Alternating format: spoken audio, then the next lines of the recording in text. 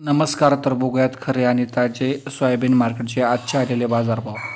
अमरावतीमध्ये बघा जास्तीत जास्त 4,425 रुपये बाजारभाव गेलेला आहे. या ठिकाणी कमीत कमी 4,350 रुपये बाजारभाव गेलेला आहे.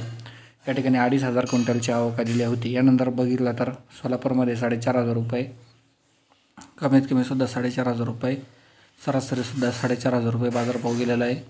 25 क्विंटलची आवक या ठिकाणी जवळपास आलेली होती. एकंदरीत बघितलं तर ज्या बाजारभावाची रेंज याच रेंजमध्ये आहे. तुळजापूरमध्ये जास्तीत जास्त 4,475 तर कमीत कमी 4,475 रुपये बाजारभाव आहे.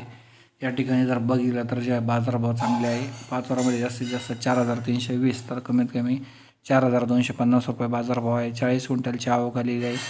राज्यात जर बघितलं तर जे बाजारभाव चांगले वाढत आहे. माजलगावमध्ये जास्तीत जास्त 4,468 रुपये बाजारभाव आहे.